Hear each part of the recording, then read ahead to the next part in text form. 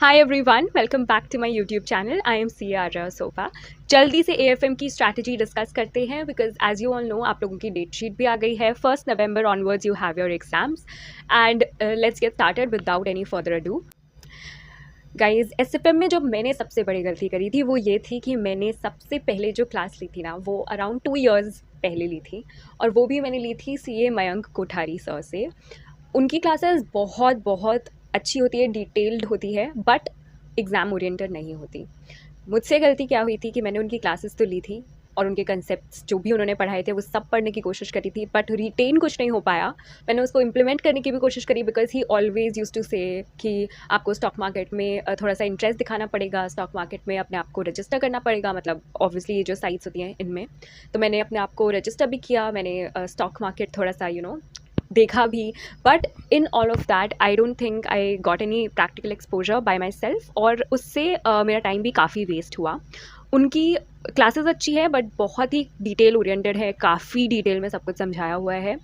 I would not recommend कि अगर कोई ऐसा पर्सन है जो जिसका अभी या फिर May 25 भी अगर तुम्हारा अटेम्प्ट है तो भी आई वुड नॉट रिकमेंड कि आप उनकी क्लासेस रेफ़र करो।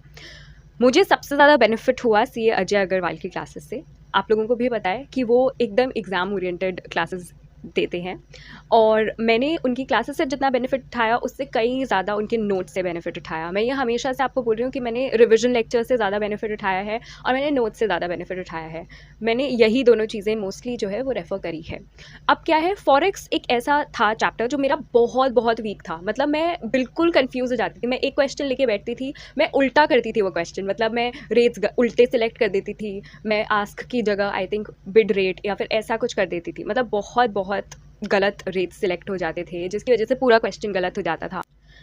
सो when I realised my mistakes, when I realise कि मेरा वीक सब्जेक्ट में भी वीक कॉन्सेप्ट्स कौन कौन से हैं जो मुझे याद हो ही नहीं रहे हैं no matter what I am doing, so I gave my 100% attention to those concepts जो मुझे अच्छे से याद हो जाते थे, मुझे रिटेन अच्छे से होते थे। कुछ ऐसे क्वेश्चंस हैं, कुछ ऐसे सेक्शंस हैं, कुछ ऐसे चैप्टर्स हैं जो बहुत सिंपल हैं एएफएम में स्पेशली, जैसे आप बिजनेस वैल्यूएशन ले लो, मर्जर्स एक्विजिशंस ले लो, ये सारे ऐसे चैप्टर्स हैं जो अगर आप रट लो, इनके फॉर्मूलेज रट लो, तो there is no way that you will be doing any question wrong.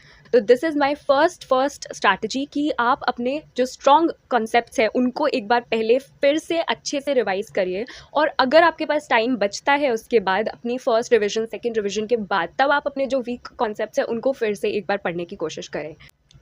Second thing जो मेरे लिए बेनिफिशियल रही है वो ये रही है कि मैंने हमेशा प्रैक्टिकल सब्जेक्ट्स जो हैं वो टुवर्ड्स द इवनिंग उठाए हैं। मैंने कभी भी शुरू में स्टार्टिंग में सुबह सुबह उठते ही कभी भी प्रैक्टिकल सब्जेक्ट्स नहीं किए।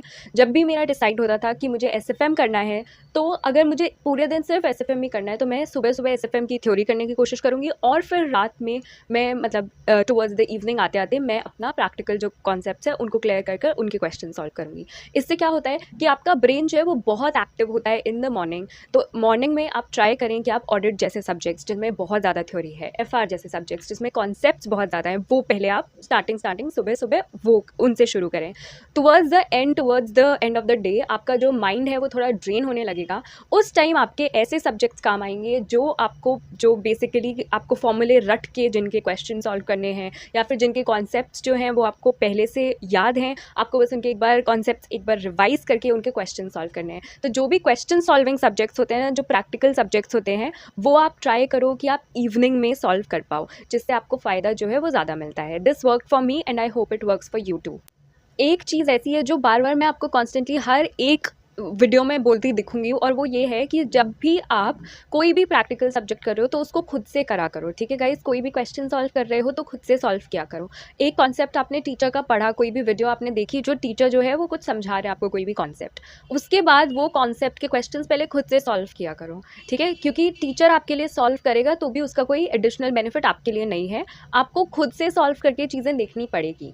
This is the most easiest way that I am putting it forward and this is the easiest of all the steps that you can do कि खुद से क्वेश्चन प्लीज़ प्रैक्टिस करना. मॉक टेस्ट पेपर्स बहुत important है. I don't know कि आप कितने solve करो कैसे करो, बट एटलीस्ट 2 या 3 तो आपको करने ही चाहिए. मैं आपको मॉक टेस्ट पेपर्स के लिए एक अलग वीडियो बनाऊंगी जिसमें मैं बताऊंगी कि मैंने मॉक टेस्ट कैसे सॉल्व किए थे, जिससे आपको भी बेनिफिट हो उसका. Thank you guys. एसएफएम में बस इतनी ही स्ट्रैटेजी है क्योंकि SFM is considered to be an easy subject. तो अगर आपको फॉर्मूले याद है, अगर आपको अपने क्वेश्चन जो है वो खुद से सॉल्व किए हैं, तो ऑब्वियसली आपको एसएफएम में काफ़ी ईज मिलेगा. थ्योरी जो है एसएफएम की मैंने सिर्फ 5 या 6 दिन पहले करी थी एग्ज़ाम्स के, तो मैं तो आपको भी यही सजेस्ट करूँगी क्योंकि थ्योरी ज़्यादा इंपॉर्टेंट नहीं है. आते हैं क्वेश्चन थ्योरी के, मतलब हर एक क्वेश्चन में थ्योरी ज़रूर आती है, तो थ्योरी स्किप नहीं करनी है, बट हाँ 5-6 दिन पहले भी करोगे तो थ्योरी हो जाएगी. Thank you so much for watching this video guys. बाकी जो सब्जेक्ट्स हैं उनके भी स्ट्रैटेजीज़ जो हैं वो जल्दी आ रहे हैं इस चैनल पे, तो इस चैनल को सब्सक्राइब कर लें. और एंड में मैं यही बोलना चाहूँगी कि अपनी स्ट्रैटेजी खुद ही बनाइए आप. मैंने तो आपको एक ओवरऑल ओवरव्यू दिया है, बस बाकी जो भी है वो आप खुद करेंगे तभी आपको फ़ायदा होगा, दूसरों के करने से आपको फ़ायदा नहीं होगा. Thank you so much for watching guys. Stay tuned.